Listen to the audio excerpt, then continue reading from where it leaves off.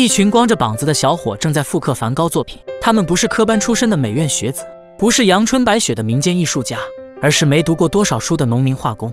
手中的画笔便是他们吃饭的筷子。在这间逼仄狭窄的农民房内，他们创作出了数十万幅的世界名画。这些学徒不懂艺术，但拿起画笔，他们变成了中国的梵高、莫奈、达芬奇。这是蜷缩在繁华深圳一隅的大分油画村，号称油画界的华强北。全球有70%的油画来自中国，其中大分村就贡献了80%。这里的艺术都是流水线，有人负责勾勒底稿，有人负责调色上色，没有任何技巧，只需画好属于自己的一笔一画。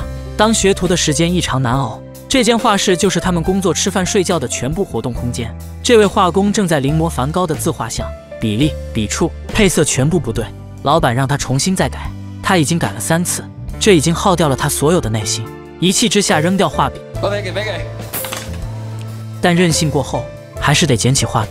画工学徒的世界里，容不得任性2字。这些油画作坊的老板大多从90年代就开始在油画村闯荡。赵小勇1987年来到深圳打工，后跟随老乡一起来到大分村做临摹画，20年间临摹10万多张梵高作品。妻子是他的第一个学徒，专门负责临摹梵高的星空，加上小舅子和弟弟，一家4人组成了这个家庭式画坊。高峰时期一个月有700多张订单，平均一人一天需要画6幅，就连来自荷兰的客户都要向他采购梵高临摹画。靠着临摹这门手艺，他养活了整个家庭。或许梵高也不曾想到，100多年后，他的画作居然成了数万人赖以谋生的饭碗。半辈子临摹梵高的画作，一个念头在赵小勇心里慢慢滋生，他很想去看看梵高的真迹，去感受一下梵高当时作画的心境，去看看那个让他魂牵梦萦的人生活的地方。这份羁绊成了赵小勇求而不得的心结，仿佛心中的自己被掐住了脖子，喘也喘不过气，念头在心底生根发芽。赵小勇对阿姆斯特丹的向往已经到了走火入魔的地步。有一个晚上，我敲了门，梵高真的出来了，哇，出来跟我画的一样啊！哇，当时梵高问了我：“小勇，你现在画我的作品怎么样了？”我说：“我已经继续你的状态了。”但梦醒之后，还是要面对现实。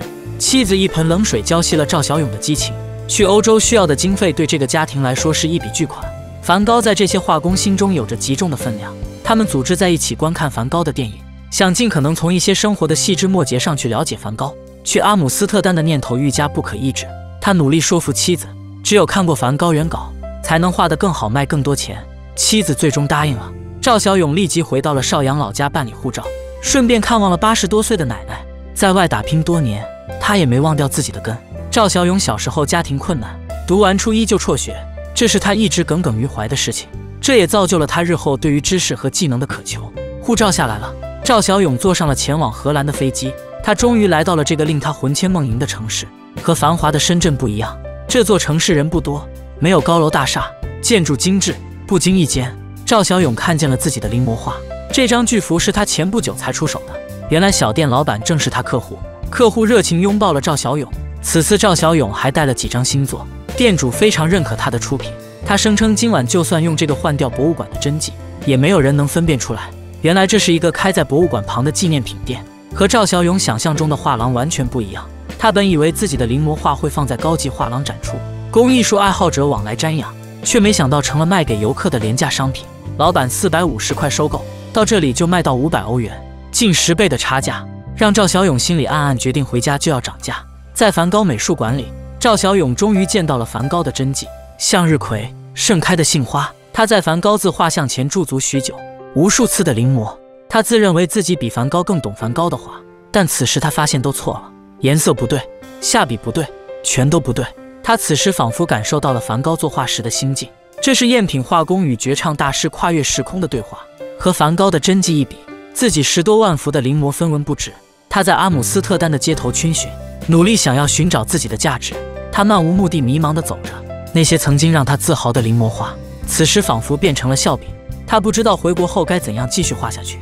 下一站，他来到了梵高生前曾住过的医院，站在铁窗前感受梵高曾体验过的隔离生活，仿佛也拾得了同梵高一样的宁静。最后一站，赵小勇来到了梵高墓地，3鞠躬，3支烟，表达着对梵高的敬仰。回到深圳后，赵小勇仿佛找到了自己未来的路。他开始不局限于临摹，不再只做商业化的仿制品，他的画作里有了更多的内涵。亲人、故居、奋斗的画室。他现在可以拍着胸脯自豪地告诉别人，这些都是他的原创作品，是有了灵魂的作品。我们是搞自己的东西，今年1年也好，明年也好，你创作一幅作品就行了。我们耶稣50年、100年，耶稣这个时候有些人能欣赏我的画，我的生活就是我的艺术。